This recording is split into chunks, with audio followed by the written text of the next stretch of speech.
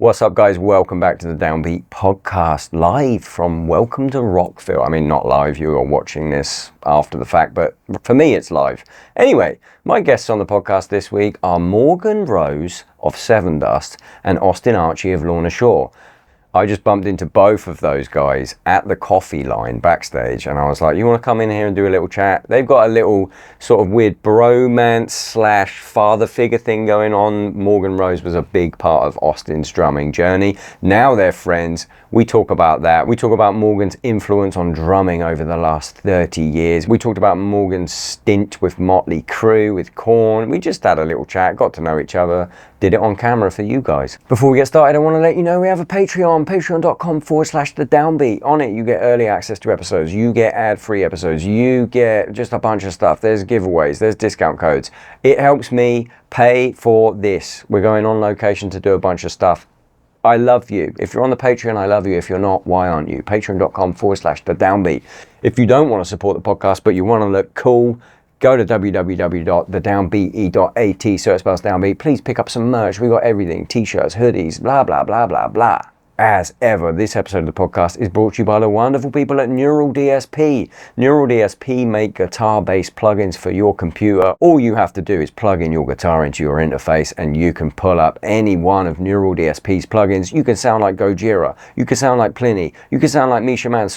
You can sound like Tosin Abasi. Any guitarist on earth worth their salt is going to be on a Neural DSP plugin. If they're not on the name of the plugin, they've got presets on there.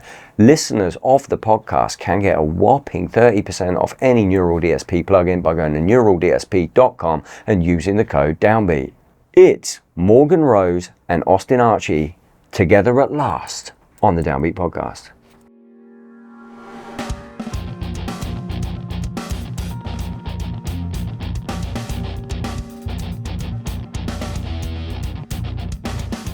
Who Bustank is this? Let's call it Lowry. I need the vape. Oh God, you know what? Oh no. Oh, thank you. I'm stealing her. Thank you. Steal her. Sorry. Leave it in. All right, we're in. See that? Leave it in the pod. Good for two things. You are the first. Yes. Hello, by the way. Hello. What's up? I met Morgan Rose from Sevendust about, 20 minutes ago? Yeah, I was starstruck. Oh, fuck off. He's out of his mind. I was like, there he is, right there. No, shut Never up. asks me to talk to him. I said, maybe Austin can get me in there. Yeah. Right, is that a real thing? Do you know who I am? Absolutely. No, yeah. we have a mutual friend. Who's that? Eric Liederman. Oh, he just messaged me last night. It was just, it all came in like, bop, bop, bop, bop. I'm like, fucking, I look and I see his name. I'm like, no fucking way, dude. Like, it's 2 in the morning. It's BITCH. That's all. Just 5 fucking texts in a row. That's Eric. And Austin from Lorna Shore. I'm back, baby. Back on the pod. I'm back. Looking slender. He I'm looks trying my fucking best. great, man. Listen, it's not for anything other than I gotta get married and I gotta look good Is that it? When's the wedding? next year. Next year, What's the date? May 2nd. I was testing. That's my dad's birthday. Yeah. Yeah. You got? Is he coming?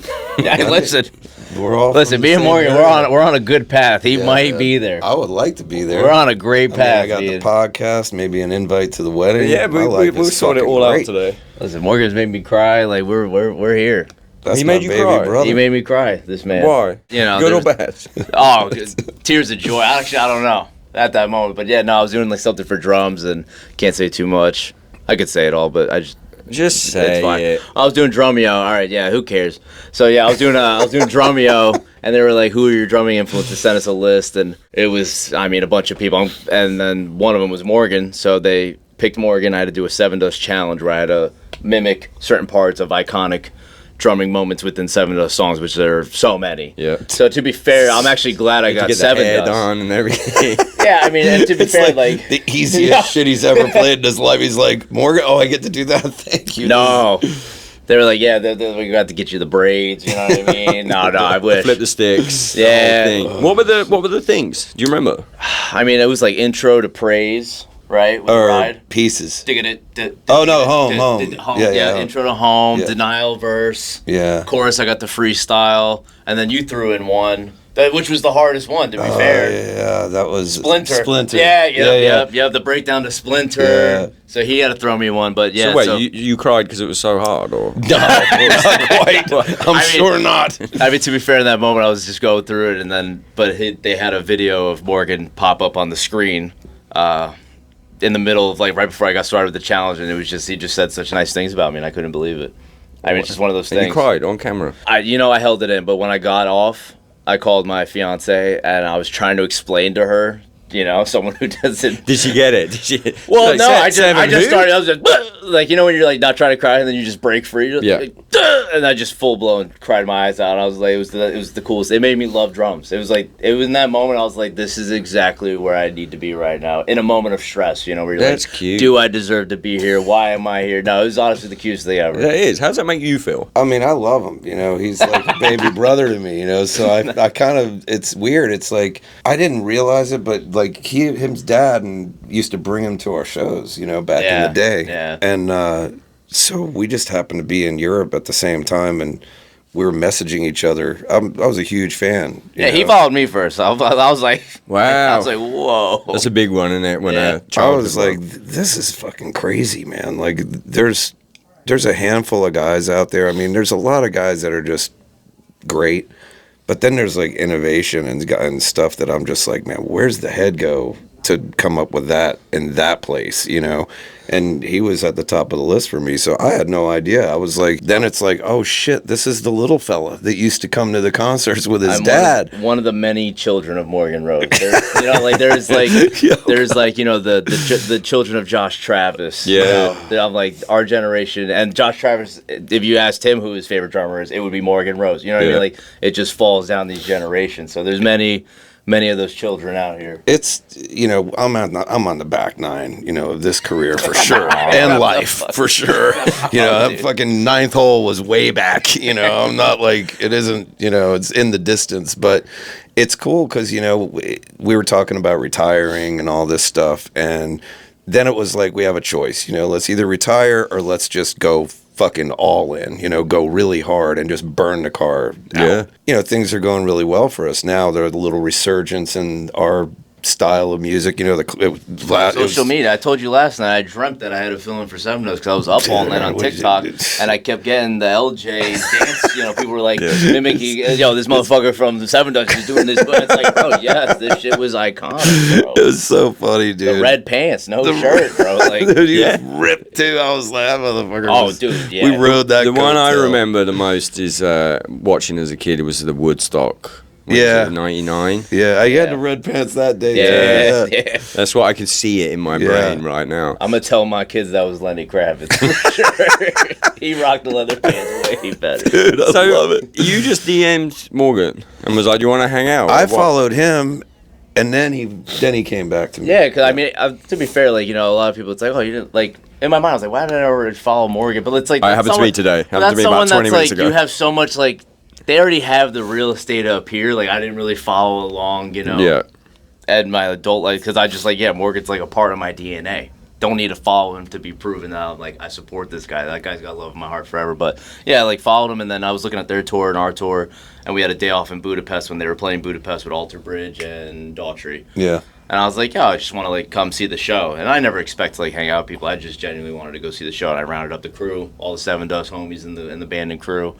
And he's like, I'll come grab you. And then I remember I was like on the side. I was like, I'll probably say hi and, fuck off. And we just sat in the back green room trailer of that fucking, what's that place? Barba Negra. Dude, it was the most fucking. It's in Budapest. Yeah. Crazy shit. Oh, the fucking, the big compound thing. Yeah, it was super weird, it was raining and he was freezing. bringing me down some he was like, we're in the back trailer, we're the opening band. He's like, we're just going through the mud. He's looking at his homies, he's like, I don't know, man. I know him, but I don't know him, dude. I don't know where we're going. And we just sat in that room and just chopped it up for, dude, like, time just flew. It was like 3 hours, 4 hours. Yeah, it was awesome. We were just kicking it. Complete with all kinds of fucking bizarre shit going on. Good stories. Like, we established, like, where I'm from in New Jersey, it's a town called Edison, and there's a town called Metuchen, which is called, like, the donut hole. Because it's, like, it's just a tiny town right in the middle of Edison.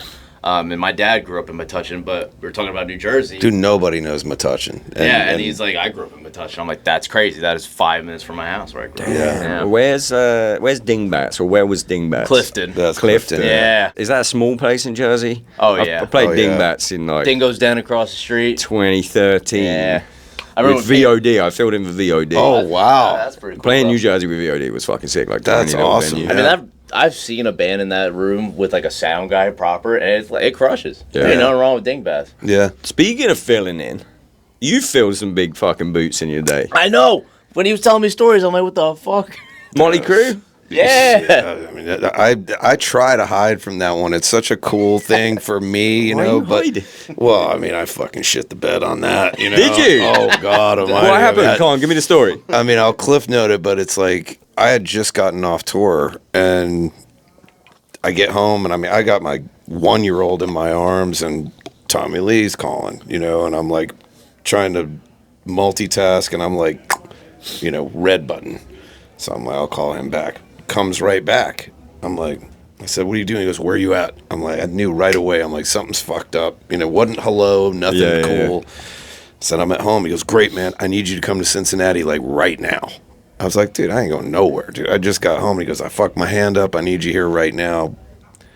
So my wife at the time, I'm like, Tommy Lee wants me to go play with Motley Crue right now. And she goes, give me the baby. You know, you're going. I'm like, motherfucker, dude. Like, I haven't even gotten the hangover to go away from the tour. Yeah.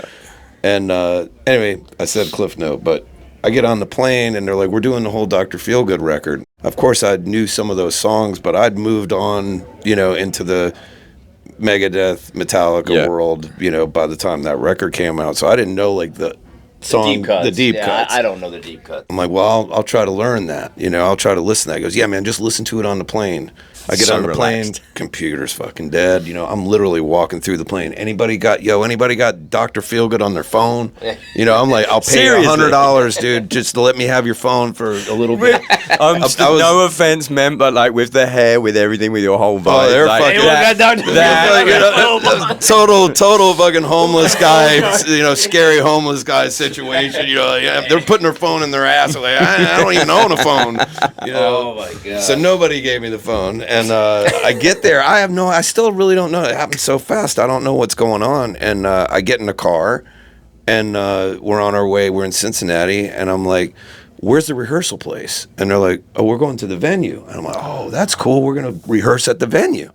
And they're like, the concert's tonight. It's like 6 at night. They go on at like 9. And I'm like, I don't know the fucking songs, dude. Like, I'd never even heard them. And they're like, well, better. I thought you were supposed to listen to them on the plane. I'm like, computer didn't have any power, no one dude. had the power. Yeah, no one I had it on couldn't their power the phone. motherfucker up. I can't tell you. I mean, I'm panicking. They run me into a room, give me a pass, you know, smile, you know, like that, you know, run me back to his bus. I'm like putting on clothes. I'm like, are we going to sound check? They're like, dude, there's no sound check. There's no nothing. Go up on the kit, sit on my fucking praying mantis size fucking, you know, he's fucking 90 feet tall with Upside arms down. like that. And I'm like, strap him in. I'm like, dude, you know, and he goes, by the way, it's all welded in, so you can adjust a few things, but nothing's really moving. And I'm like, This sounds like a this is fucking like a nightmare. dude. Yeah. It's a fucking nightmare. That's it. I hadn't charted anything, and I barely could do the shit when I kind of knew how to do it in a million years. So I'm literally cavemaning. You know, let me look at the video, and it's like boom ka, boom boom ka, Beatle-esque ending. You know, like I'm just writing any kind of memory notes that I might be able to get it. And then he had a microphone, and he sat in this little hole, and it's like song would start. He's you know, tell me when to start. I had a little 57. I said go, and it'd be like, you know, Sticky Sweet, and he goes, ba-da-da-da-da-da-da-da. I'm like, okay, I remember, you know. Tommy's doing this in your he's ears. talking in my ear, you know. Da-da-da-da-da-da. Oh, but he was there when you were filling in. Like he didn't leave the tour. No, okay, he stayed with me. I rode That's even with him. worse. Oh, it was Very. horrible. How dude. fuck was his hand? He Like, burned his fucking hand Oh, off. shit. Yeah, I mean, he did this redneck bomb where it's like you hold a bunch of Sick. you hold a bunch of sparklers and then you light the one in the Yeah. middle. Well, he just lit the whole thing. You know, you light the one in the middle, you leave it, and then it'll kind of blow up. Well, he just lit it, so it just blew up. pretty on brand. Yeah. Perfect. Damn, man. So yeah, I mean, I had a full-on breakdown. I got through it somehow, and it was really wild. You know, like Nikki went into the like, you know, press and was like, you know, Motley Crue's a 5-man band, and Morgan Rose saved the day, and I played like shit. I didn't know the songs. It doesn't sound like you did. But it was a real cool moment, and then, dude, it was like he got kind of cranked out that night. You know, he was drinking, and rightfully so. He's probably like, this fucking guy, I just had him come in and he might fucking wreck the buffet.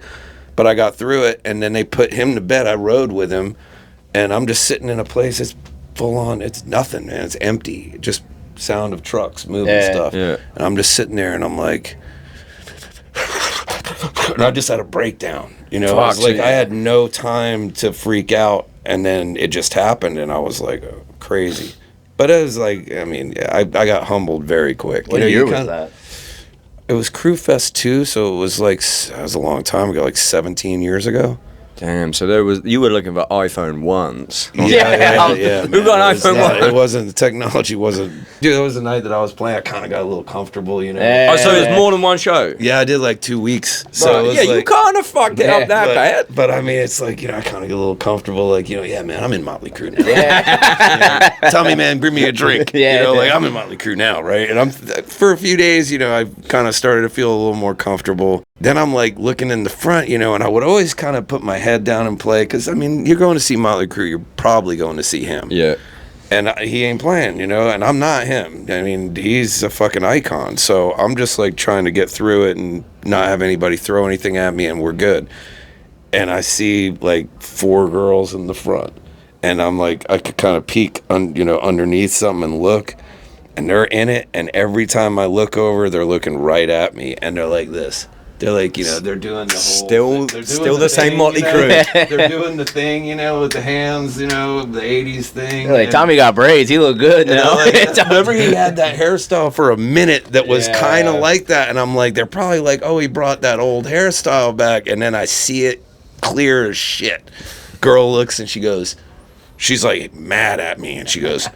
That's not him. You saw it. I saw the lips, and I went, fuck. I couldn't get low enough. So, I realized what it was, you know. It was like, it was really cool, though. You know, that's such a cool story. Speaking of what we were talking about earlier, when you were like, oh, when people follow you, like childhood people. Yeah. Tommy Lee followed me like 6 months ago, and I saw it, and I was like, that can't be real. And then I looked, and I was like, holy shit.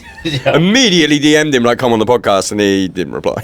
He's great, man. He's there's that page, my only Tommy Lee Venn diagram, you know, where I was in his mind, I guess. So it's like that nature page that posts like heavy bands, it's like breakdowns. You know what I'm talking about? There'll just be a mountain.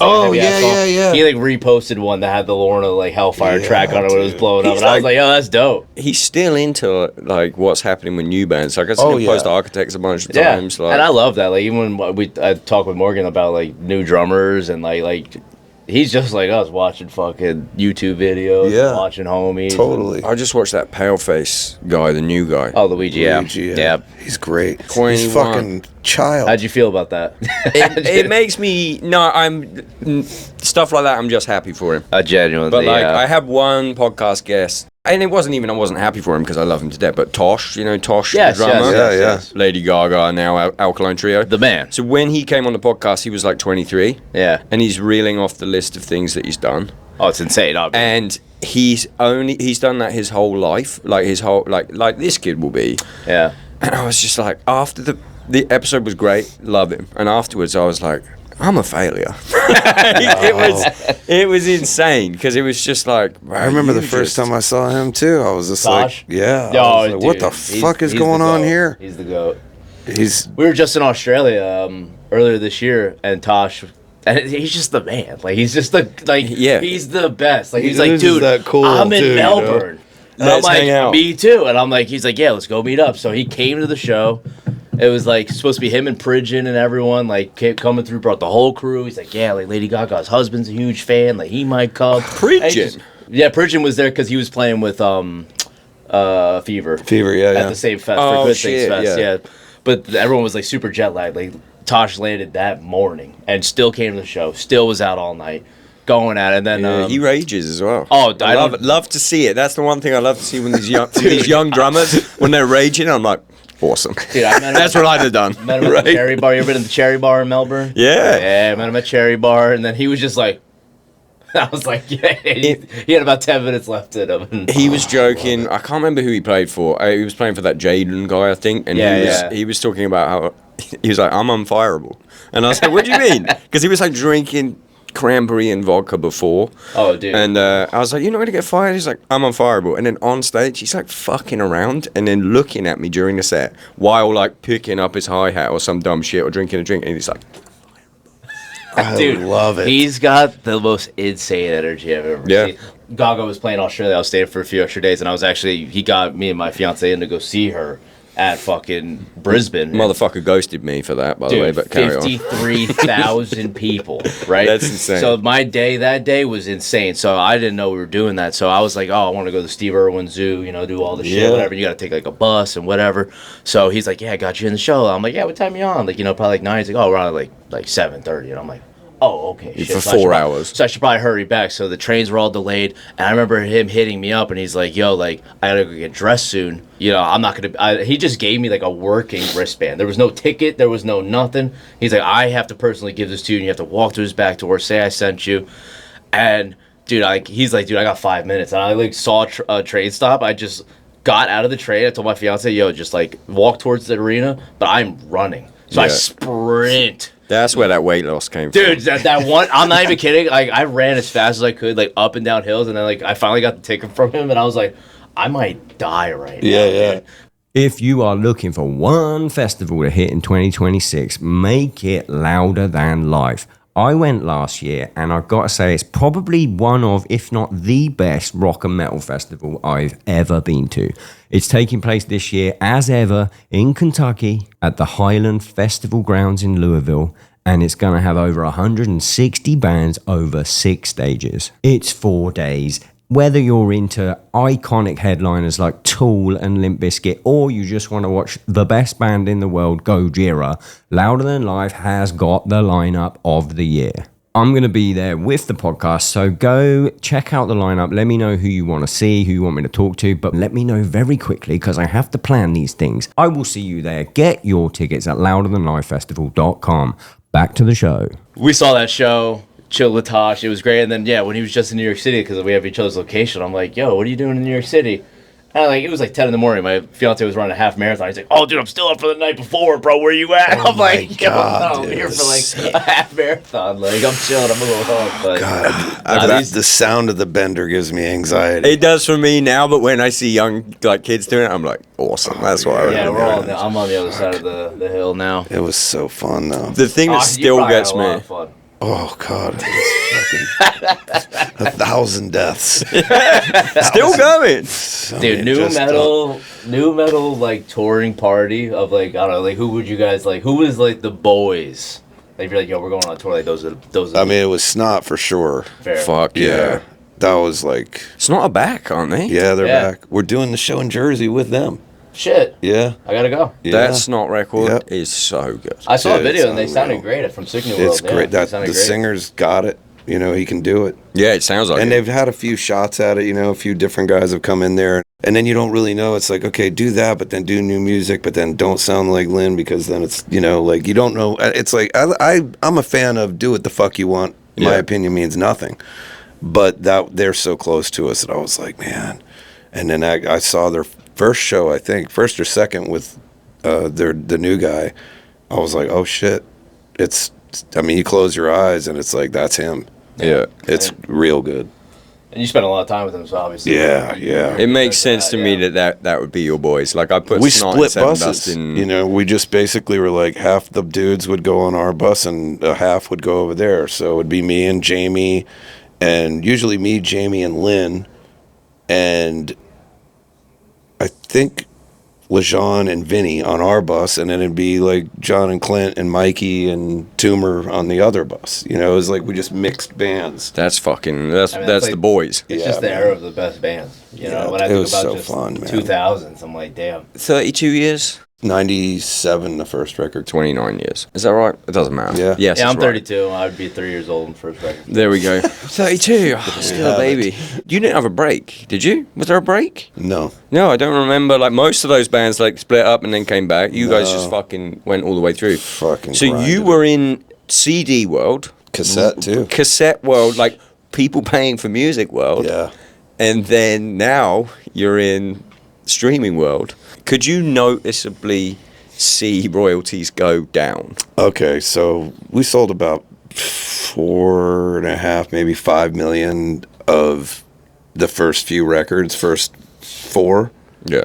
And they were backdooring records. You know, we had a horrible record deal. I never made $1 off those records. Like, didn't make a penny. Even the physical media Not days. a fucking cent, right?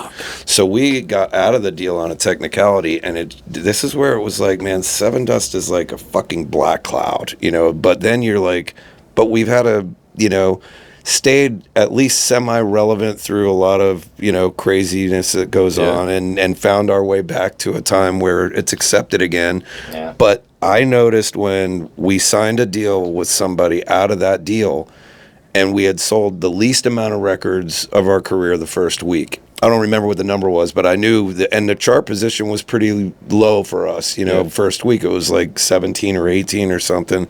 And I'm like, damn, man, you know, like it's over.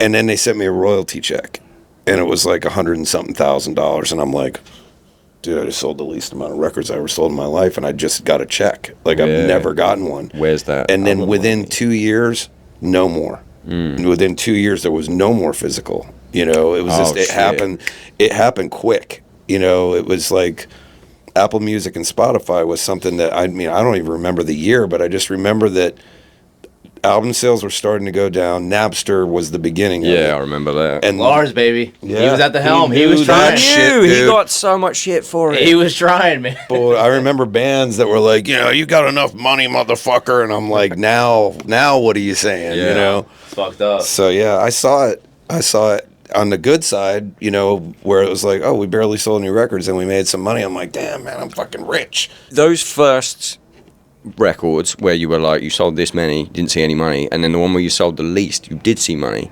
Is that because sketchy first label? Oh, yeah. Like real sketchy? Yeah. That'd have been It fucking happened back then. We did all kinds still of things. happens. Yeah, I mean, it's like now, I mean, I don't even know what the fuck is going on out there, you know, because, you know, I mean, we made all the wrong decisions, all the wrong ones. I mean, it was like we hired a guy to manage us that had fucking no idea what he was doing at all, but he was a promoter. So we felt like, you know, we're just going to go, where do we make our money? We actually were making our money. We're like, we make it on the road. We make it tickets and fucking cloth. So we're like, okay, he goes, I can do this shit. We're going to rent out all the rooms. We're going to bet on ourselves. I'm like, I don't give a fuck what we do. I just need to pay the fucking mortgage. You know? So, dude, this guy comes in and he's like, he had no idea what he was doing on the managerial side, but he knew how to promote. So we would go in and we would buy the radio ads. We would rent out the venues. So we just basically cut Live Nation and everything out of the mix, which of course is trying to kill your band. And but we were like getting, you know, we're like, oh shit! I remember walking in a dressing room one night and it was hefty bags, and they're dumping tens of thousands of dollars on the floor, and I'm hammered drunk, and I'm like, oh, we're fucking going, baby. You know, meanwhile, he's like, yeah, man, keep on drinking, and you got some of that shit, do some of that too while you're at it, because we're just counting this up, taking it to the house, which they did, so we got robbed on that. Then we got somebody else, you know, and it was kind of like, well, this band has just burned themselves into the ground, so we'll just collect. We'll take our, you know, 10 to 20%, whatever that deal was, and we'll just let them go out and keep them out on the road because we know they got to be out there because they can't pay the bills without it. So just burn them to the fucking ground. And then we went to somebody else that didn't know what the fuck they were doing. But, you know, we got out of our record deal. We thought we'd never get out. So we hired the guy that knew nothing about managing because we thought we're stuck here in this deal. Yeah. And then we hired a lawyer, and they just had not picked up the option. The worst thing, and please, if I never give advice to anybody, but if you happen to be stuck in a deal, make sure the label is giving you written options. Yeah. Because our lawyer looked at it, and he turns the first page, he goes, so when did you guys sign the option? And we're looking at each other, and I'm like, I've never signed one. Yeah. So we're 4 records done, and he goes, wait a minute, you've never signed an option? I was like, I've never signed one. He's like, you guys could have been out of the deal after your first record. Can you, while you're on this good advice, explain what an option is? Well, the label has X amount of time from, you know, the end of the cycle to pick up the next. That's why, you know, when we were kids, and it probably happened even when you were younger, you know, it was like, yeah, man, I signed a 9-record deal. It's like, that's not good. Yeah. That's not good, bro. You know, like we signed like probably a 7 signed- album And deal. even on the younger side, it's like I remember you get the option. I feel like every first conversation is, oh, so if we have the option, if we're not happy, it's like, oh, it's not. it's not It's your not you. it's It's their if option. we're not happy. Yeah, Yeah, like, the if band they're has not no happy, fucking choice. then they can just, Totally. and then you're a write-off band. You know, Yeah. we see that Yeah. all the time. It's the Long John Silvers for their KFC. It's just it's losses, baby. If- You know? It happens a lot as well. lot. No, Especially straight when up. it's like, okay, so it's 2 albums plus 3 options, and we're going to give you fucking shitloads of money on the first album. And then it's like, you didn't make that money back. You can just rot here now. No, Yeah. it's tough too. I think we were talking about it the other day because, like, obviously Lorna's been so active. We've been doing so much, and we're like, You were getting tired. well, yeah, getting Yeah. off of like just like touring and label money and things like that, like all that world. I feel like we just been noticing it's just like like we don't make like no band, not just Lorna Shore, makes much money sitting at home. You have Yeah. to tour. So with that, I'm like, there's so many tours going on at all times, and we're all competing with each other, and it sucks. And even if you're like trying to team up, like nowadays, what I'm noticing is like, oh, yeah, you want to lock in this band, for next year. Oh, they're Yeah. already, and it's like, Yeah. dude, like you can't even like just come up with a good idea out of nowhere and say, oh man, this package would crush. Yeah. Oh nah, yeah, we're booked for the next 2 years, and then you're just like, doing what you can with your options and stuff like that. But like, I just think it's like, I don't know, it's just kind of like disheartening to be like the only way any younger band will make money is to go on tour constantly. And again, we all love, forever. Yeah, And then honestly. you run the risk of like people getting fatigued of your band. No, if you get tour hurt, like me and- 9 months out of the year. me and Morgan people- talk about back problems all the time. Yeah. No, I meant like listener fatigue. I'm talking physical. Yeah. Like, We'll get into that. Yeah. But like listener fatigue, like if you're on tour 9 months out of the year and you do fucking 3 US tours and 2 Euro tours, Yeah. it gets to a point where eventually everyone's like, I'll see him next time. That was But- Sevendust to a T. It's either stay home, make no money, go on tour, and slowly make people not want to see And you. make or no start money. Yeah. a side hustle that might end up being the main hustle, and then all of a sudden, you're not playing music no Yeah. more. You know, That's what I did. and it's like, I mean, me and Moke talk about it all the time. We're like, man, let's get a normal job or something, like when we're home or something. But You got, I think about it. You both got signature products. There's a little bit of income. It's a little bit, yeah. Still rocking a sig? Yeah, I have the signature sticks. I think we're going to do a symbol, on my way out of here. I've just got a signature symbol. And like the money is not great, but it's like more than I make from CDs and fucking streaming. yeah. For sure, yeah. So like I feel like for me that should be, especially for like drummers, that should be the goal. Everyone's like, your main goal should be to try and fucking monetize it in any way that you can get a percentage back from music. The name, the symbolism, like both you guys got, I told him I'm gonna get the alien tattooed on me this tour. Fuck it, I'll get it. Let's go. Let's go. Our assistant TM, he got the tattoo gun right now. Let's go. Let's get that shit. Let's So fucking do you it. got this. It's still a got brand, the but you sticks? guys got brands, yeah. I got sticks, yeah. What really went down for me was, the band. I remember early on, this guy came in and he's like, hey, man, I run this company. We do VIP meet and greets. I was like, that's fucking weird. Yep. Like, that's fucking weird, dude. You're going to charge people to come and meet you? Agreed. Like, all we've done is fucking meet. That's why we're still around, is because we cared about the people so much. And I'm like, now you're going to charge them to come and see you? And then somebody else bigger started doing it. And this is a long time ago. I mean, this is a long, long time. This is about when, when the album sales started to go away, then it's like, how do we make money another way? But then I saw everybody doing it, and I'm like, damn, man, I guess that's how it's done now. So then it became that. Then it became, I saw somebody do like a guitar thing, where they would give a guitar away. So before COVID, I called my manager. I'm like, dude, we're going to be out of here soon. I want to meet as many people that are really down that I can. So I want to do, they sit behind me, and I'll give them the snare drum I play that night, and that's probably my manager. No. Where the fuck are you? And, I got these VIP people. I want them behind me, and I want to hang out with them, and I'm going to fucking bro down with these people every night. And he goes, yeah, man, not going to happen. First of all, who the fuck would buy that? And I'm like, I don't care about the money. I'll make a small amount because I'm gonna have to buy the shit. You know, buy a snare. They're not gonna just give me 100 snare drums. Oh, you do that for every one of those? Yeah. Dude. Oh my God! Dude, wow. This is where it went fucking crazy. He's like, I don't think it's a good idea, so I don't do it. COVID happens. I'm like, well, there goes that. You're not gonna meet anybody anyway. Then it lightens up a little bit, and all of a sudden I see a drummer do it. It's like, come and get my snare drum that I played tonight. And I call my manager. I'm like, motherfucker, dude, I was on top of this shit. Yeah. Then my buddy, and Benante did it. Yeah. I'm like, motherfucker, good dude. snare. That's a good snare. Yeah. Real good. And I'm like, here we go, dude. Now I'm just going to follow the fucking pack here. And he goes, oh, I mean, if you want to do it, I'm like, I want to do it. Yeah. So I did it. And it was fucking awesome. I was nervous. I'm like, who's going to buy this thing? Gone in an hour. The whole tour was gone. They just announced the one for August. Yes. They're almost all gone in like 6 hours. See, that's what I like I like a VIP where you it's like an experience. It's a cool shit. It's not like, hey, give me money and I'll shake your hand. That is disgusting. Where we sit, man, we're in a fucking sandbox. These guys are up there doing their thing and there's interaction and there's all that. And in reality, I'm back there because I want to be back there. Ironically enough, I might play like, look at me, but really it's not that way. I'm like, don't look. Yeah, like a peacock. Yeah, it's like, I don't want to be up front there. I'm cool back here in my little sandbox playing on my own shit, And then you put two people back there and you get to be like, hey man, what's up? No, that's it. And it's cool. So is it the actual show or is it just sound Oh, check? yeah. The show? Yeah.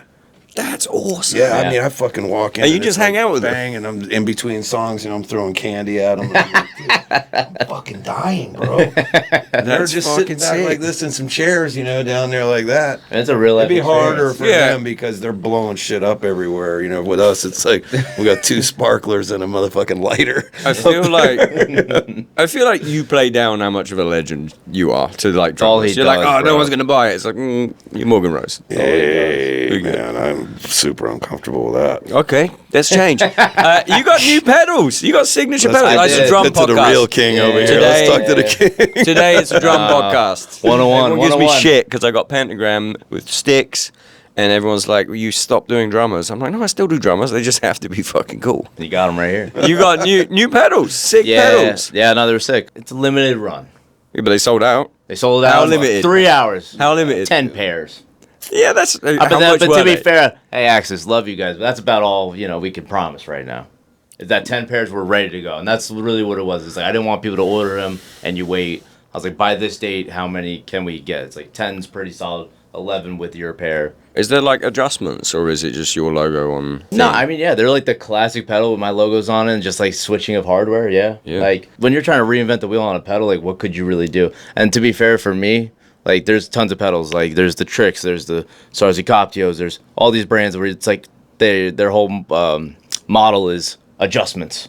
You can adjust everything. No, I hate that. I don't want I hate that. Just tell me what to do. People are like, oh, you can't adjust the beat or angle and the footboard at the same time. Like, it's fine. It's all good. Let me remove as many variables as possible. And it works for me. True. It works for me because with my mind, and you'll find every excuse. Shit, maybe I gotta.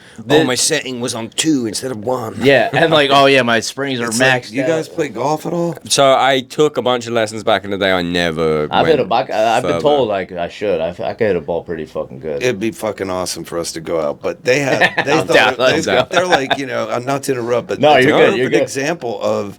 Like a driver where they're like, we got this cool thing where you stick a wrench in and you can adjust this whole thing. I'm like, it's a fucking golf club, dude. Like it'll fix the hook or it'll fix the slice. Then they start rolling on the pedals, and before you know it, it's like you have your thing. Yeah. All of a sudden, it's like, oh, let's adjust that, and it'll do this. Then that fucks something. Oh no, we got to go this way. Well, this one's feeling a little slow, so let's go this way. Oh yeah. This is smooth here, but I don't like the way that is. I need this back, and then before you know it, you're just you're all fucked. Yeah. And I tell people all the time, go. What was that? Fucked. Yes. Is that like a Jersey word? It's all fucked. Yeah, it sounds pretty fucking soprano. But to be fair, it's with Axis pedals specifically, I mean, I think they're made for more of a advanced player, just because I don't think they're the best pedal to learn on. I can't play the motherfucker. I think you need to go back.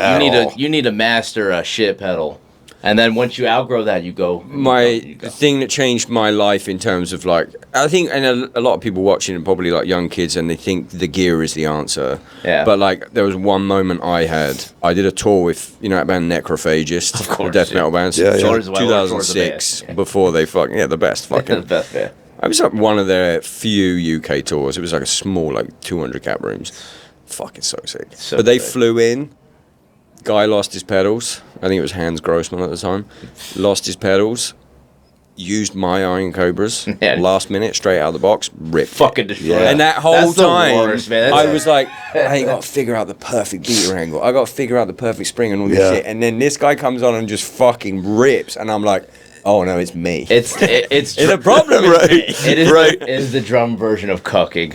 Oh, yeah. Like it is He like is watching fucking someone my bang your girlfriend wife on stage. right in Oh, front I love of you. it. Dude, when we did a tour, it was like, you know, we were like the U.S. band amongst. It was actually a great lineup. It would have done great now. It didn't do great back then, but it was Deicide, Entombed AD, Hate Eternal, Bro. Black Crown Initiate, Lorna Shore, Svart Crown, which was like a band from France. But that was the tour.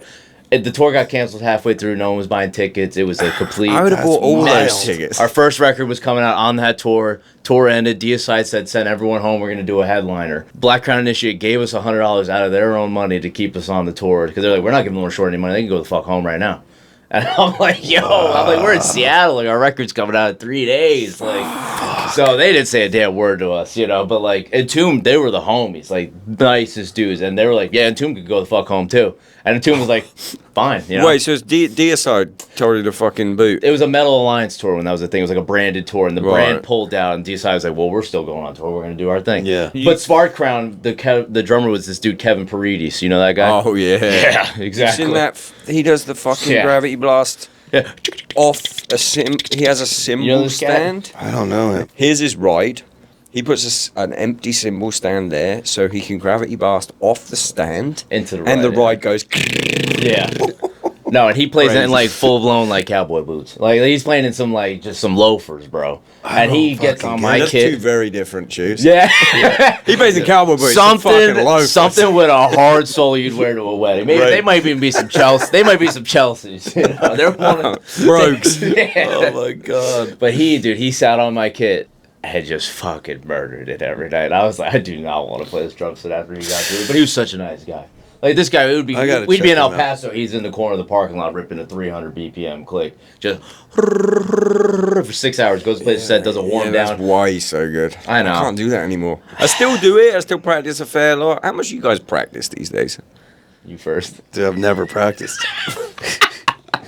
30-year career. I've never practiced at all. Filling in for practiced Motley once. Crue. You filling for Korn as well or something I at mean, one point? I've never practiced. You've once. never practiced? Well, maybe once. Once. I mean, do you remember it? I mean, I do. I was hammered in L.A. and my roommate was telling me I was a loser because I wasn't going to school, and I'm like, I'll go to fucking school right now. It was like 11 at night. You didn't even jam to like songs. No, I'm terrible at cover songs. How did you get so good at the drums? I know. I'm not. That's the thing. I'm not. He's an That's alien. That's the logo. No, it's He's the an alien, yeah. He's been sent here. Where did Alien Freak come from? I was doing a signing back when bands did that a lot. You know, you go Yeah. to a record store and all that. And Vinny was a little tuned up. And I would sign it, you know, hey man, how you doing? What's going on? You know, and after a while, you know, Vinny'd be like, hey, no buying any shit, you know, fucking it's so good to see you. You know, we should hunt sometimes. And he'd just go on, you know, and I'm sitting there and I'm like, you know, man, we're cool. But I got no more questions for you, and you're not saying anything to me, and this is fucking bizarre, right? Now it's weird. So I started doodling, and I doodled the little guy. Yeah. I was just like doodling it because somebody had said, you know, man, some random person, you know, was like, man, you're like an alien up there, you know, with your fucked up hair and the way you play. I'm like, oh, okay, you know, that's kind of cool, whatever. So I just drew the little alien thing, and then I went home, and the girl that I was with saw, you know, me sign that thing and said, you should put that on a t-shirt. And I'm like, who would buy that shit? And then we Classic put it you, on a I'm learning. t-shirt, and it happened. Sold a bunch. Vader came in and said, you know, we want to do a stick. And I was like, they said, you have to call it something. And I said, alien stick. It makes sense. And then they were like, "No, man, it's like, you know, something like you're a freak up there, you know." And I was like, "Alien stick." I just kept saying that, and they're like, "Okay, you know, we heard you the first time, you know, but maybe something else." And I'm like, alien fuck stick. That's what I wanted to call it, was the alien fuck stick. Kind of sick. And then they were like, how about alien freak? And they just kind of threw it out there. Nice. And before that, were you playing just normal sticks backwards? Yeah, the poor man stick, you know, where when you're poor, you know, you break the tip and you play with the butt. Going around. Dude, I remember duct tape in the middle. You know, did you ever do that? Yeah. That was rough times. Travis Renier, I was just at his place in Vancouver. Dude, that guy had just tons of sticks with tape in them. I'm like, bro, Fucking what are you He's doing? another little freak. Yeah, he is a little freak. Like, why are you so good so young? Fuck off. Dude, insanity. Great drummer. Great fucking dude. this felt like fate. Another faded Morgan Rose I was really interaction. hoping that you were gonna say we could do both. The minute I like saw you both and I was like, and I met you and I was like, nah, we need to do this as a fucking. It's a super close thing that me and him have that came out of fucking nowhere, and it was seriously like, I like saw him at the show. We hung out. I got on the bus and I looked right at everybody and I said, I got a new baby brother, like for real. And they're like, dude, that's great. And I'm like, fuck you, dude. You don't get it. Like, you're thinking that this is just me a little tuned up talking some shit. I'm like, that guy's going to be, we're going to be connected till I'm dead. I mean, 100%. That's that. You know, and they're like, wow, dude, that's pretty cool. I mean, and I've met a lot of people. Like, even like growing up, it's just like, you know, my dad obviously like taking me to the new metal shows, Sevendust shows. I met a lot of great people. Sevendust was never a band that I like met too much, but my dad always had such great things to say about all you guys. Like, you know, LJ I met when you guys played Starland, and I was backstage. My dad's friend Bagel, photographer. Yeah, we got some like a lot of like. How long ago is this? Like, I mean, I was probably fucking 9 or 10. You know what I mean? Crazy. Like, but I just remember seeing Morgan getting like his calves massaged in the back, and like he was, you know, red and like. That's like, I'm just like a kid, you know? I'm like, that's like, you know, that's Superman to me. So then you fast forward, you know, when we met, it's like a lot of people, like, not that I like put up a front, it's just like, I don't know how to act. I don't know what, you gotta take the temperature, like, you know, what jokes are cool, what could we talk about? Like, am I talking too much? Or is this person, you know, uncomfortable with me around? But like, we just sat down and did exactly what we're doing right now. And I can honestly say... He's a funny motherfucker. He fucking is. So I was dying laughing right away. I was like, this is it. No, I was like a cartoon character to me. It's hilarious. In a good way. I mean, I was just myself. And I was like, even when we left, like my boys like were just there witnessing it. And they were like, yo, that was like amazing to see. Like, you were the most you I've ever seen you be with anyone that you've ever met. And I'm like, awesome. That's because that's my dog. Like, it helps when they're cool though. 100%. I mean, like, Morgan is the coolest dude alive. You're a cool guy. I knew that immediately when we were out there though, when we were like in the line for coffee. I was like, no, I want to talk to this guy. And in my head, Hayato's here, by the way. This is the first episode that we recorded on location. I'm fucking glad it's these two. Hayato's here. You can't see him. He's behind there doing his thing. I just wrecked all his gear. The whole time that you two were talking and we were chopping it up, I was like, right, Hayato, number one, you got to film this because I'm talking to Morgan Rose. That'd be good content. Didn't do it. He's nervous. Don't worry. Weird. And then number two, I was like, Austin, introduce me and say, Morgan, you got to do the downbeat. You didn't do that either. I was like, I'm gonna fucking do all this myself. Dude, Mike, my tech was like, dude, you got to get on a podcast. I'm like, he don't fucking want me on there, but dude. we were having the same conversation, like 2 foot away from each other. Like, oh, we got to do it. That's great. That's fucking awesome. It's amazing. And we'll talk, like, they got to be cool. Like, and it's like, being the child of Morgan Rose, it's like, for me, it's like, yeah, I love drums. You're really the child of Morgan Rose. I'm the child of Morgan Rose. But in that, it's like, it means a lot of things. Like, you know, there's like, you know who someone idolizes by how they drum and how they act in life. And it's like, I never knew how he acted, you know what I mean? Because, I mean, there's not much about Morgan online, like, from back in the day. You know, because that shit was probably just buried in fucking weird VHS footage that you probably wouldn't even want to pull out. But it's like, I always wanted to be just cool. Like, I just wanted to be tattooed, cool, and I wanted to be a rock star. Being good at drums was, to be completely honest, second to all of that. Yeah. Growing up.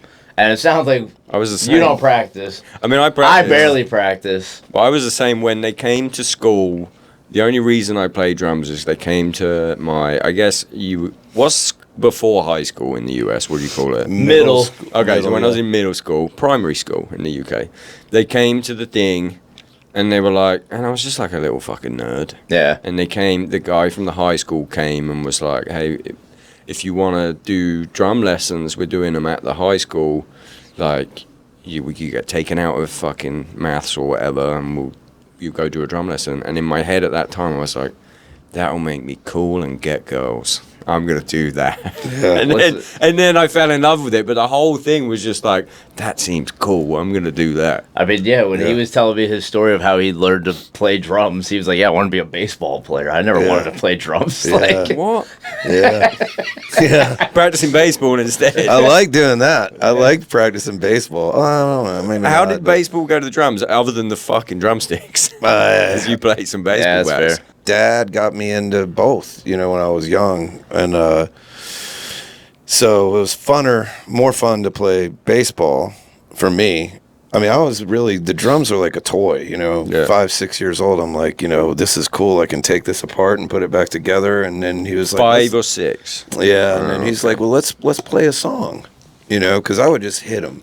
He told me that it was, the independence was there right away. Like, that was there. Yeah. Instead of just, the people that sit down and go like that, and make you want to fucking, Yeah. it's like, he said it was like separated. And it was like, if 6 was 9 was like the first song.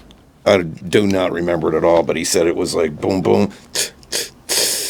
And just to do that, to open up the hi-hat slowly on beat and do that. And then there was like this beat, to start it. And he said, it took you a few minutes and it was like, and then it goes into a kind of a jazz beat, which he told me I couldn't play that shit, but that's where it ended. That's where the cool guy ended. Yeah. But it was like, he saw the separation. He goes, he's going to be a drummer. Like, no question. So you probably practiced, you just can't fucking remember because it was when you were like 8. Well, yeah, I mean, I practiced that day, and then I practiced at MI. Do you know how he started to take drums seriously? You know the story? You can give him the cliff notes, or it's a great story. It's amazing. Because of MI? Yeah, because of Bozzio, yeah. I mean, that was it. That was the second time I practiced, yeah.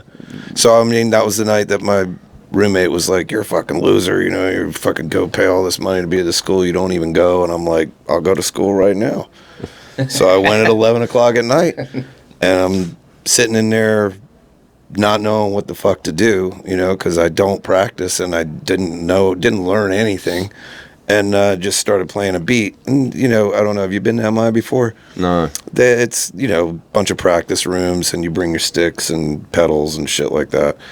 And late at night, horror film setting, it's like walk through the hallways and the lights pop on, so it's fucking terrifying. I was hammered, so I wasn't that scared because I was like, fuck it, I can get shot, doesn't matter. I'm a show. I don't care. I'll show you that I don't know how to play drums still, So I go in there and I crack a beat in there, and, window on the door. Yeah. And Bozzio happened to be in L.A. He was out on tour with Jeff Beck back then, but he had been around the school.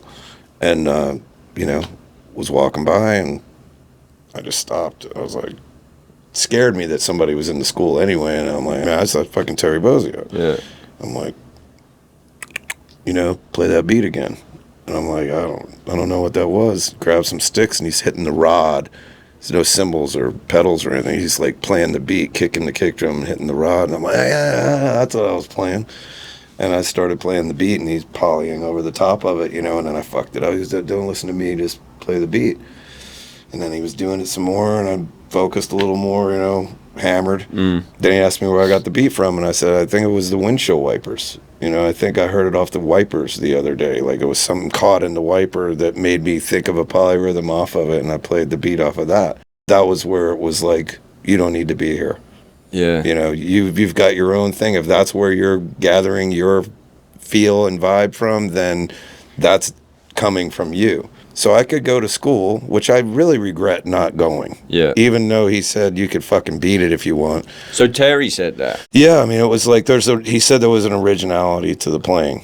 which is crazy going from a Zappa drummer. Yeah. It's Yeah. fucking dude, that was the first thing highest I ever praise. saw, you know. When I saw Baby Snakes, you know, when my dad was playing that for me, I was just mesmerized by how fucked up he was. Yeah. You know, I was like, that's a cartoon character. Yeah.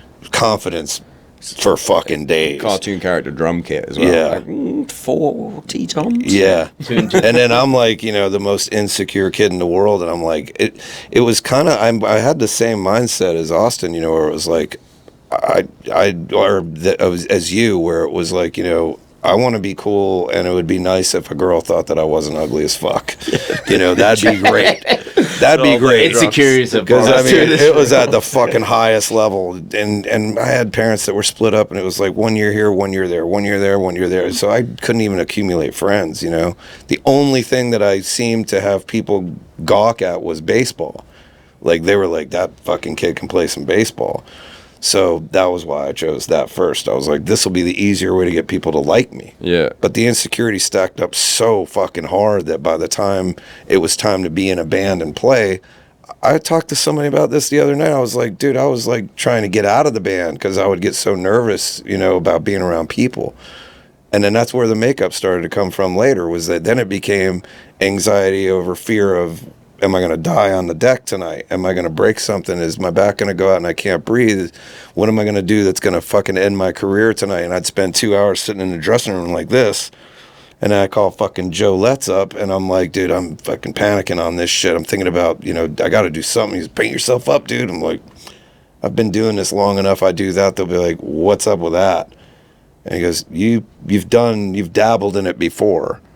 So why don't you just do it again? And that came on a fluke too. I'm in a That's from dressing. Joe Letts. Yeah. Fucking king Who of paints the fuck out of himself, you his know, fucking Mr. little fucking pussy and shit. little fucking the man when it comes to fucking that shit, you know. So I was in a dressing room, and some fucking girl left a makeup marker in there, and I'm just looking at it going, you know, I'm biting my nails off, nervous, fucking arms hurt, hands, something's broken. Yeah. And I'm just like drawing on myself and zoned out doing that. Like war paint. Yeah. And then Lejean comes in, and I painted myself from here all the way down black. And he walks in. I didn't tell anybody I was doing it, so he walks in to get ready. He goes, "Oh shit, blackface!" I was like, "No, man, it's not fucking that." You know, now I'm fucking insecure, weirded out by that. I'm like, now I'm more freaked out. So then I modified it a little bit. I mean, I don't really know what's going on there. it doesn't matter, you know. For me, it's But it like, helps. Oh, it shut everything down. I felt like a fucking superhero quickly. I fucking loved. I talked to Vinny from Motionless on here a couple of times, and I played the end of one of their songs once and got the full makeup twice actually, and I got the full makeup and everything. Yeah. And it fucking makes you feel like Invincible. a rock star. Like I am an entity. Yeah, you feel like you're not, like they can't see you. Yeah. I remember saying that. Like I would talk to some of the guys in Slipknot back in the day about it. I'm like, you're fucking so lucky, dude. Like you could do whatever the fuck you want. Yeah. And this isn't quite that extreme, you know, but it still has the same fucking Sure, it ending. puts you in a mode, you know. Yeah. What I mean? It's definitely hard to, like, especially as a drummer, to just get in that mode. And like, I haven't been drinking this tour, and I've been saying that one of the hardest things that I've noticed, it's like this person I am right now is the same person that goes on the stage, and like that's kind of hard. Yeah, because there's no like Ooze was the war paint. genuinely, because it's like you take a couple shots, and it's all of a sudden it's like, yeah, it's, you know, it's not brain altering, but like you do feel a little more like rock star, like, yeah, I'm here. Oh, but yeah. like being this, like, I'm pretty chill. So like, how do I channel that now that I'm trying to not drink before I go on stage? I've seen all the footage. It's seamless, if not better. Yeah, I mean, you that's the playing thing. better. Yeah. I am playing Feeling better. worse, I playing feel better. like an idiot, but Yeah. I have noticed I am playing 100% better. But Yeah, the mistakes before were just, I didn't care, you know. So There's I'd something eat a beautiful mistake. about that, I'd too. eat a mistake a lot quicker. I'm just kinda going like, sick. hey, who gives a fuck? Now I'm Yeah. like, fucker. Like yesterday we were playing a Yeah. show in Dothan, Alabama. Yeah. The fucking wind's coming this way. My whole face is fucking covered in grime and sweat. It's sticking in my, I got hairballs Yeah. in my mouth. I was like, why is this affecting me so much? Why am I so overstimulated? Oh, because I'm not drinking. Like that happened to me Yeah. all the time on a summer Yeah. tour, but I don't give a fuck.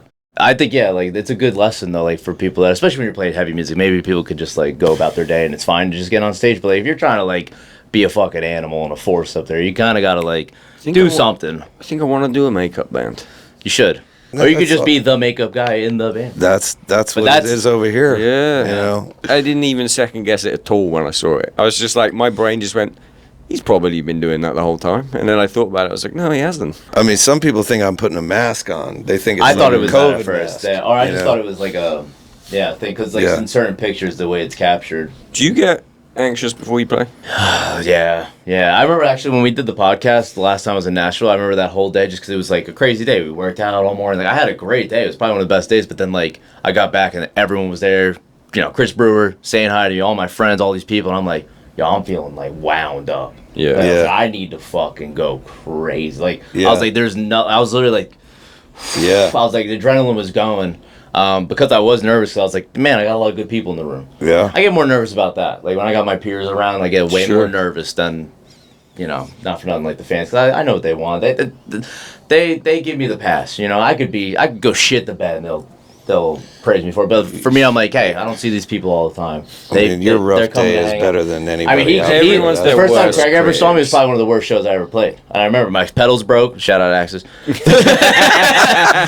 the There pedal he nut goes, the dude. pedal nut broke. My fucking guys underneath with tape and a fucking Oh, yeah. some little fucking thing going on. And I'm like, that's not you. I mean, was like, pedal man, breaks. but like- This guy's but the pedal moment I breaks have is it, I'm like, done, bro. But Mine why would breaks I is watch like, that? fuck. Why would I watch that and be like, oh, Austin sucked. His But pedals to be- broke. It's after not that fucking Nashville your show, it fault. was nice when Craig was like, hey, great show tonight. I actually wish we talked more about drums after seeing that show. And I was like, you fucking. it was a ripped good one. It was a good one. But I like to put on. I mean, I understand the platform I'm at, and I would say you think I'm good? I could show you 10 videos wherever we got here of guys that are destroying shit. But And uniqueness is so that's important. what I'm It's saying. so much more man. important. You're on a different place, though. You know, I I also have got all fun, the you know what I mean? motherfuckers that can get out there and be like, "Oh yeah, I like that guy. Let me learn how to do that." Is good for you if you can pull that off. Yeah. But that's not going to be him. I mean, Yeah. touring with Gojira was a big eye opener on showmanship, especially with a big venue. You know what I mean? Because it's like a lot of people are like, "Oh, guy's sleeping up there, the sleepy drummer, blah blah." It's like you're watching a minor playthrough. I so Sopranos in that accent. I- Guy sleeping up there. Hey, sleeping up there.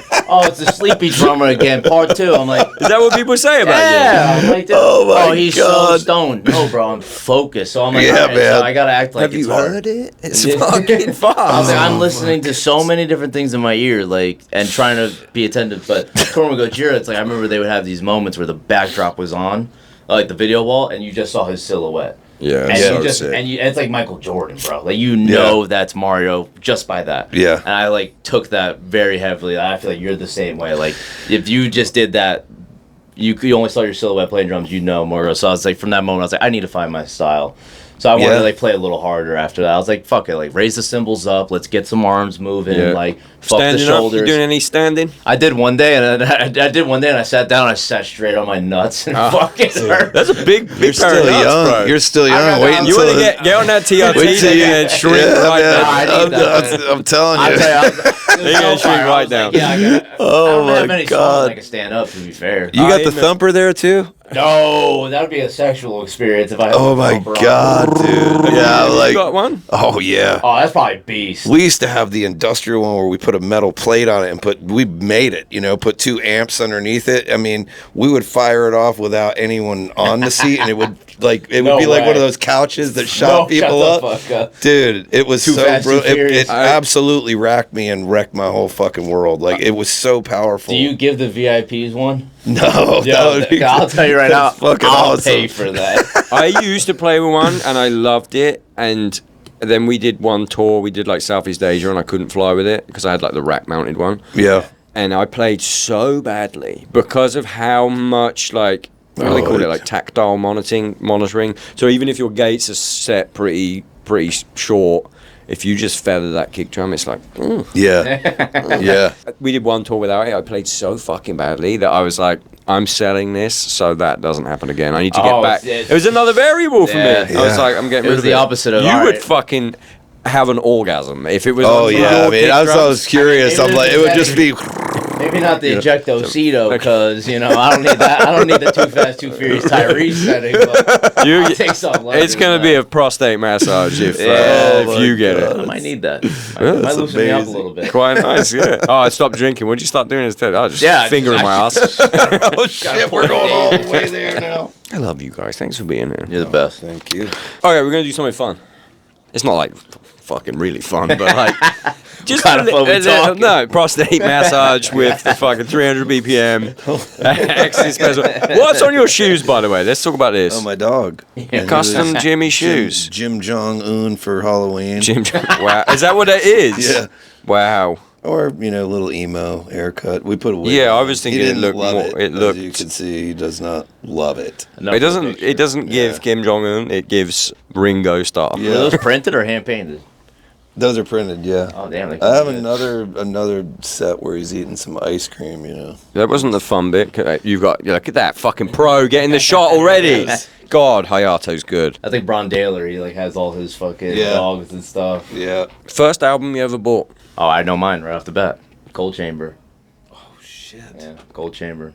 The fucking ice cream truck Oh one? yeah, first record I ever bought. Walked down the streets of the shop. There was a kid who lived on my block, and he was like, "You gotta stop listening to that shit you're listening to." Cause it's Backstreet Boys. It didn't stink. Shit was hot. Shit was hot. I was in the basement with my brother. We were like, watching the Backstreet Boys tapes. Just hanging out. And he was like, he'd come hang out with us. He was like, and he was just like at the moment, like the kid John, he was like full new metal kid. And I thought he was cool. We played kickball and shit. I was like, this dude's a man. I'm listening to him. Walked me down the street. There was a small record shop by my house called Curmudgeon Records. And he was like, buy the CD right now. And I was like, fuck it. I mean, at that time, I could scratch up about $7, So that was it. Bought that shit, and then the whole world changed. Then I found Sevendust, Mudvayne, Slipknot, Stain, the whole lot, and changed the course of my life, to be fair. And then that guy, that summer, got hit by a car and died.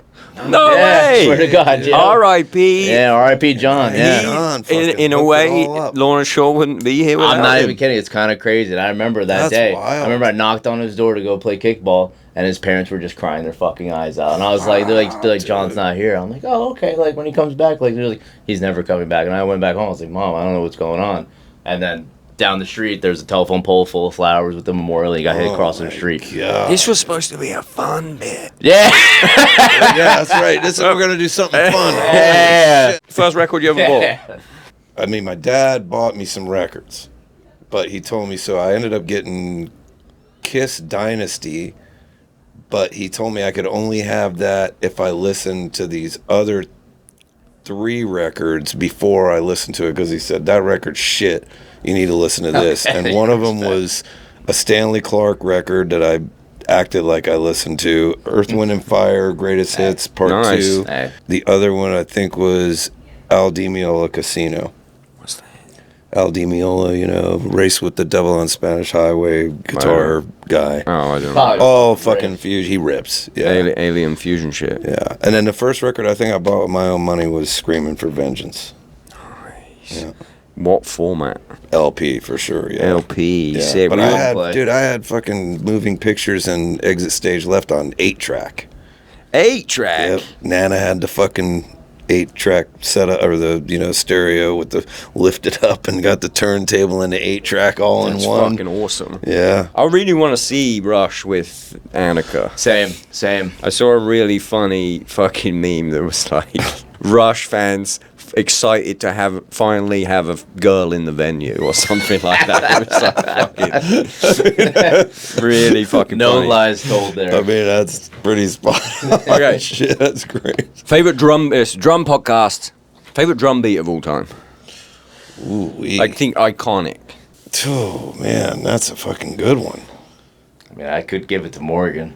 No. I could give it to you. No way, dude. Come on, dude. Denial.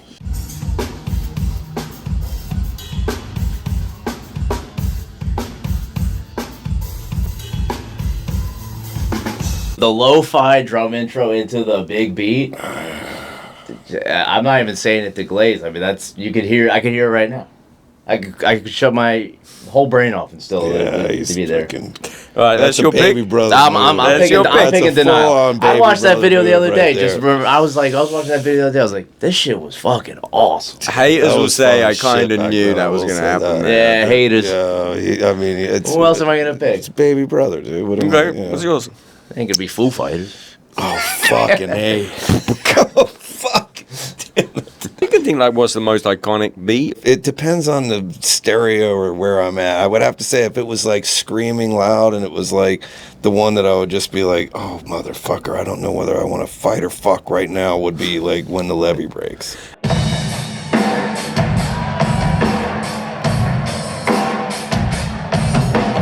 I was going to go Zeppelin as well, yeah. I mean, that just in a big room, you know, like that has the right shit to it is like, I've had moments in there where I'm like, God almighty, dude, nobody will ever write it's a simple beat. I think that one, I don't know for sure. I think that might be the one that was just like recorded at the bottom of a stairwell and they had like one microphone at the top or Did something. Kramer do that record? I don't know. Because if he did, I mean, there was all kinds of stories about how they mic'd that shit, you know, with tinfoil in there and all this other like- shit. And Anything but a plug-in. there Hey. wasn't a fucking plug-in I've anywhere. got But one. if you need plugins. If you need plugins, this is what we're talking about. Signature products, plugins. Here it Right. Let me tell you, you want to get a plugin. Let me tell you, buy my plugin. Buy his plugin too. Dream gig to fill in for. Oh, man. Not Motley Crue. Not that. I mean, it's probably mine, to be honest. Like, honestly. Man, anything that isn't a damn blast beat. So that's what I the mean. list is Well, you got, like, what's the one, if you get the call for it tomorrow and you're like, holy shit, this the is... Strokes. Oh, my God. Yeah, No way. I love the Strokes. Really? Oh, I Love would it. rock a Strokes You gig. would stick out like a sore fucking... Or like Modest Mouse, dude. Just like Those are cool. I think Something mine, in that world would be really cool. I think mine's 9 Inch Nails. I swear I was going to say it. It just looks like so much fun, the production, and also it's not easy, but it's like, give me enough practice and I could do it. Yeah. That's fair. Production wise too, yeah, you'll feel dope. Yeah. Yeah, you'll feel You dope know, up big there. lights hanging down and shit. Yeah. Love all. I could probably do it real quick because I know all the fucking songs. That is a Yeah, factor. I bands. didn't think about that. I don't know what a Yeah. Strokes production's looking like now. It's probably pretty decent. though. Probably good. It's probably pretty good, but You think you I could mean, pop in for the fucking Strokes? they're playing my hometown over the summer. Maybe I'll Get see a it. New Jersey I monster. mean, we to are break touring his with hands. Static Dress this summer. Touring with Static Dress and Motionless in White this summer. What a Oh, great wow, Fit for a that's a fucking King, cool- yeah, we're going to play Red Rocks and Keep Storm. It's going to be a great tour. That's a But great I tour. have this thought and dream of, because I love Static Dress, one of my favorite bands that have ever come out. And I have this dream that I can play one song with them one night of the tour. Sam will let you do that. I know he would, but part of that is like, all right, then I got to do my homework. Yeah, I know he'll say yes, but That's it. I got to do That's the not homework. a dream then, bro. It's my dream to do this. Oh, it can happen. It really will. I don't want to do the practice bit. Right. No, honestly, they're a band that, like, when I would have 2 kids set up at my house, and one was just like bare bones, you know, kick, 1 rack, 1 floor, crash ride, hat. Like, I would jam to those songs. Like, Yeah. that's just like a fun band to jam along to. So I could get there. Dream gig. It's probably 9 Inch Nails. Yeah. Same as me. Fucking Eagles. That would be Yeah. a fucking great one. Eagles would be fun. I feel like Metallica would be up there for me as well, but I feel like they've been playing their own way for so long that I'd come in and they'd be like, you suck. I'm like, Yeah, but this isn't it. yeah. That thing fucking moves where it wants to Yeah, I move, know. and it works. It worked like the sad but true Phil. Oh, fuck me, actually, if we were doing the Phil question. Yeah. Dude, when he does that video and he just keeps doing it over and over again, it's the best thing ever. I've hidden that Phil on every single Stray from the Path album. Nice. Anytime there's a gap, and I'm like, can we do the sad but true Phil here? And then Will Putney's like, yeah, let's do it. And it's just like, bah, and I go, bah, bah, bah, bah, bah, and it's on every single. Hey, that's a nice tempo for it. Thanks. Yeah. That's a good tempo for it. That feels good. But when they do that I live, felt that one. when they do that live, he fucking slows it down so much that it's almost like a trip. It's wild. It goes, bah, bah, bah, bah, boom. And then it comes in and it's like, no. Yeah.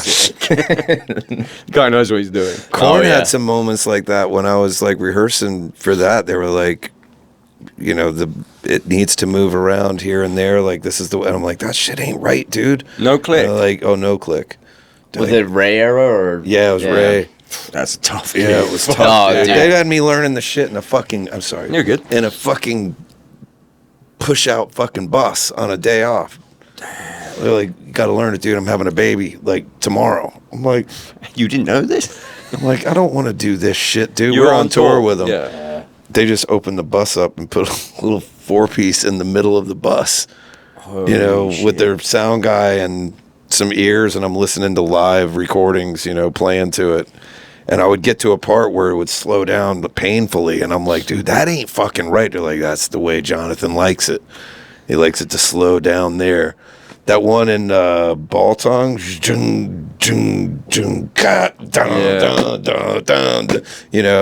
Wow. Yeah, I was. That'd be kind of a dream gig for me, but maybe not since Ray. Fuck Ray yeah. is dude, so fucking he's hard. He's crazy, dude. Yeah. That's that thing. That's that Tosh thing. I'm crazy, irreplaceable. man. It's like unfireable. Yeah.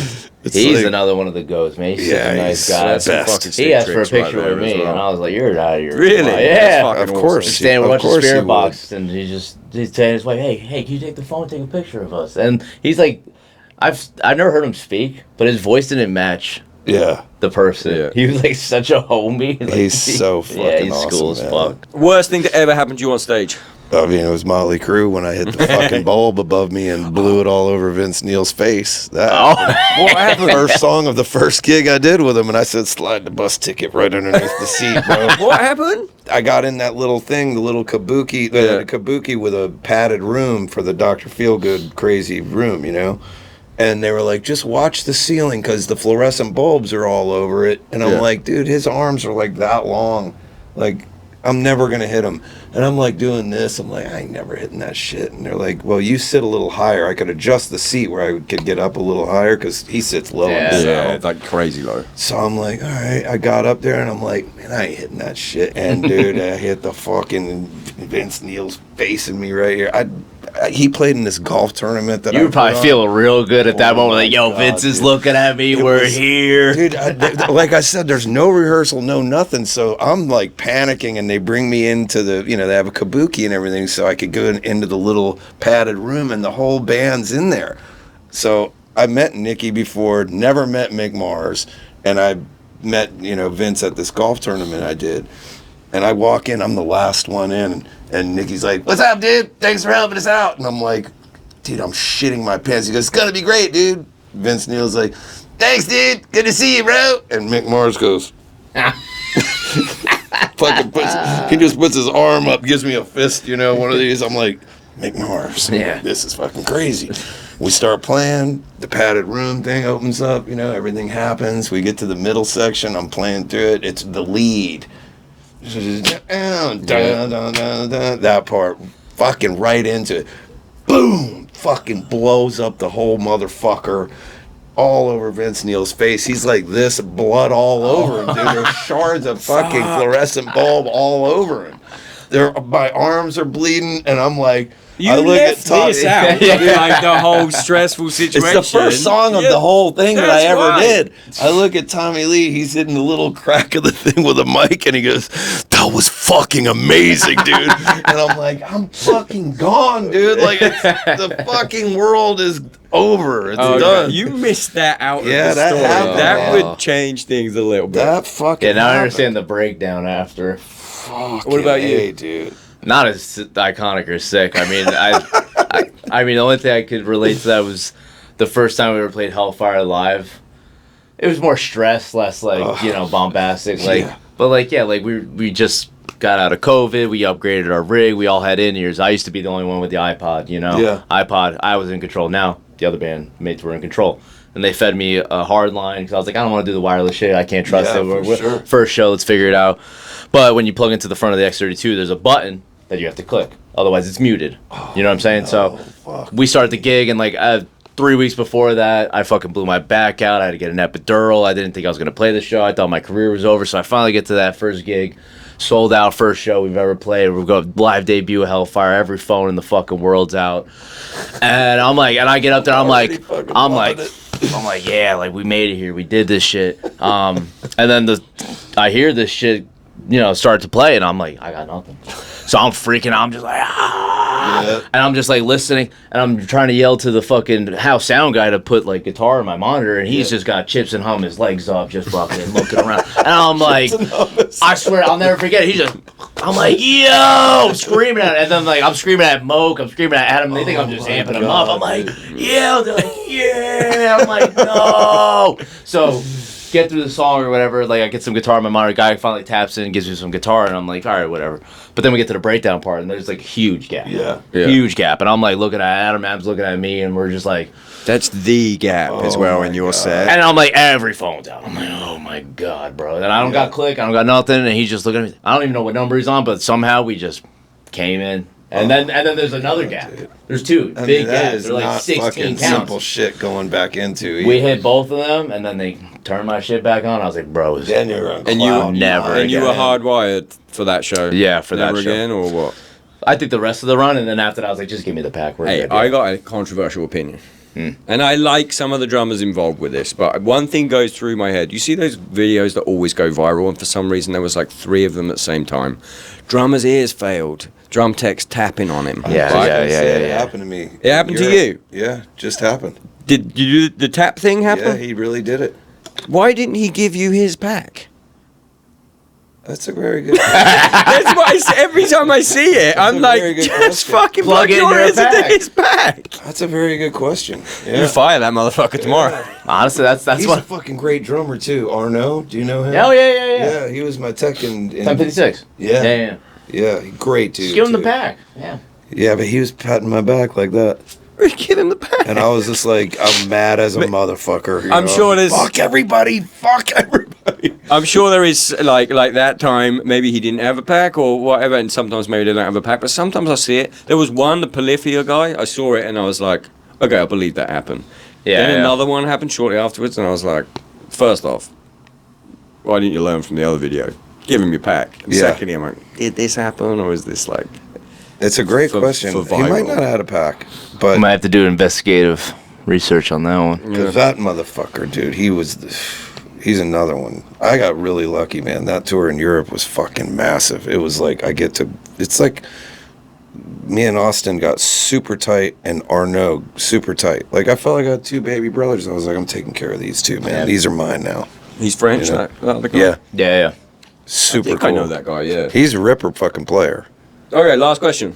You are currently where a lot of people want to be. You have been like a force in drumming for fuck. You hate a compliment, bro. hate For it. the longest time, and you're still fucking going. No, all gas, no brakes. Any advice to anyone watching who wants to be like you guys? Take it, dude. Take it. Take that one. Oh man. There's kids watching. They want to be you. Yeah, I listen. It can be- I struggle as well. We're 2 guys that struggle to recognize the influence of anything that goes on in drumming, but like it's there. You know, I see a lot of kids blasting. I get a lot of great messages. I mean, an honest thing to tell people is you just got to be patient. You're not going to be amazing overnight. Like that's just classic. You know, everyone gets really frustrated. I sucked for way longer than I've been good. You know what I mean? At this point, so especially in my world, like if you want to like play fast and do the blast speed thing and like yeah, it's gonna suck for a while. It's gonna be terrible. You're gonna hate yourself. But like pick realistic goals as well. Like don't just try and shoot for the moon. Don't just go buy this pair of pedals because this guy's playing them. Like Bro, you're trying to sell pedals. they're already sold out. I'm good. Yeah. Just check. I mean, but to be fair, it's like, yeah, like, I don't know, you gotta, like, fundamentals, I think people just skip over that. It's with everything. Everyone skips over the fundamentals part, you just want to get to the end, so I think you just gotta, like, and, like, I don't know, you gotta, like, pick good influences as well, like, whether it's any of us in this room, like, I don't know, like, I talked to, like Jake Smelly once, and I remember I was like, how Great did you, like, fucking player. Great player. It's like, how did you, drummer, like, great guy. Great guy. the best guy. And it's like, how did you, like, from just the Green Pond, Alabama, just Yeah. get so much flavor? And it's like, he's like, I studied Abe Cunningham. You Yeah, know, like, man. and it's like, and that's a beautiful thing when you, like, Yep. study a drummer, learn their every move, and then give it to yourself. And that's just, like, you know, expanding your vocabulary. And, like, same thing with, like, you know, he would always mention Morgan, or I'll mention Morgan. It's like, you know, pick guys that you really believe in, you know, don't not just because they're the guys that are popular right now. So Make sure they can really play it as well. Don't be picking those guys with the edited drum videos out there. Listen, watch a live video. And again, and I get compared to a lot of those people, because we're in that shock value drum world, and all I could ever say is like I play a lot of fucking shows. They're not all the best, but I know there's a couple that are fucking ripping, and today is gonna be a fucking ripper, boys. Nice. Today's gonna be a ripper. I'm gonna fucking just try to fucking survive it. Move on to the next. Do you see an end in drumming for you or not? Because you were saying earlier about retirement. I mean, we'll go, like I said, I really believe that it's wild because the ailments are really not that much different than they were. I mean, the back fucking sucks sometimes and sometimes it doesn't. I got a fractured rib head here from a long time ago that every now and again pops up, and it's like, after years of repetition, he's already got it. This poor fucking kid is like, I'm looking at him going, we got to figure something out with him. He's going to the gym a lot and taking care of himself. That will help. Yeah. Yeah. But it's like, you got to take care of yourself. the future is fucking, it's going to be a grind, Yeah. I mean, Right. You mean like looking at his parts and being like, you're going to have to play that in 30 years. I don't have any doubt that 100%. he'll be able to do it. I think that, I'll be on him, I mean, I'll when I was your age, baby. Hey, listen, that's when the rumors go. I'll backtrack a damn kick. I don't give a fuck. If I'm 60 years old and you want to go see Hellfire, guess what, boss? You should have saw it 30. Right, I don't care. Or I'll biff it and I'll get the same respect Lars does. Exactly. That's like, And give the man his respect. He's done enough. 100%. He's done enough. I mean, I don't think that it'll stop until once it goes. There's some weird ones. I had one that popped up the other night up here. I was telling Austin about, like, dude, I've never had that one where I'm playing, everything's cool, and it just, all of a sudden, I'm like, what the fuck is that? And I'm playing, and I'm, like, doing this shit, and I'm like, to him, I was like, there's probably some people out there going, oh, he's tripping out. He's doing the Morgan trip out. Look at how fucking creepy he's being. I'm like, no, dude. I'm trying to figure out why this fucking muscle just locked up in my neck, then went all the way into my chest, and I'm like, what the fuck, dude? But I'll keep going until the wheels fall off. Yeah, I mean, I don't want to be fucking, super cryptic up there trying to pull it off. I see some bands do it, and it's like, I'll never say never because those guys might, have kids they need to pay for, and it's like, this is what I know. So my ending won't be as shiny as the beginning was, but this is what you got to do. So I don't know. I don't judge it. I just look at it and go, damn, man, I don't want to be wheeled up there to fucking roll. Oh, no. Yeah, no. Kind of sick, though, in the makeup. You could have, like, a spaceship. That'd be fucking sweet if I could have the wheelchair fucking spaceship. I mean, dude, I saw go up the ramp on the motherfucker to the spaceship in the wheelchair. You're going to be playing it until you're fucking 90, with the makeup. Dude, when I saw Def Leppard, that man had one arm. And he was smiling like a motherfucker. Man. He's and I'm like, that was so fucking guy inspiring, too, man. And he was you saw him up there just fucking smiling. He's and I a was like, great man, guy. that is so dope. Yeah. Andrew Ghost Inside, same thing. Yeah. No, seriously. Another fucking monster player. Most powerful of them all. Crazy. You haven't given. I guess you already gave them advice earlier, which was check if your record deal has an option. Yeah. Yeah. I mean, my thing is always with the bands, I mean, it was like Atlanta was not a real hotbed for hard rock music when we started. So it was few to pick from. And I picked the coolest singer and, the really good guitar player. And I picked all these dudes. I'm like, this will get me a record deal. I got the best that we have to offer in this town. And I couldn't get along with the fucking singer at all. And when you're in it and you're in the dreamland, you're like, well, it'll get better. It'll get way worse, know. Same as a relationship. 100%. I can fix this. Not a chance. Plot twist. And he was fucking tough. So when that failed, I was like, I think I'm going to quit on this. I just want to play with some friends and have some fun and play, around the bars and everything. I already had a girlfriend and, had a little job with Vinny framing houses. And it was like, we'll play music and we'll still keep playing, but we're not going to, the expectations are low. Yep. And, so I just picked dudes that were cool, that was where the chemistry really came from, was, you know, this guy's cool enough to where it's like, play a beat. And I'm like, okay. And he goes, cool. What if I did this? I'm like, that's cool.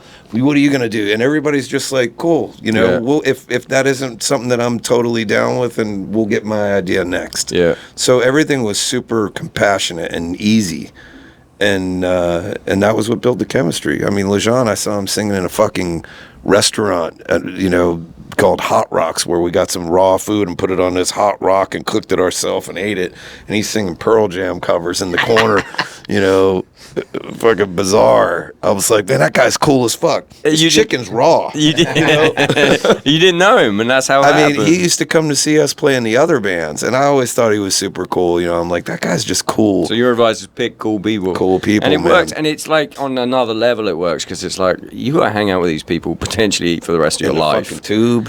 And you got, you got to like, if you're lucky, tolerate everyone and get on board. It's like having 4 to 5 wives. Yeah, exactly. Say it you all can't the get time. away from them.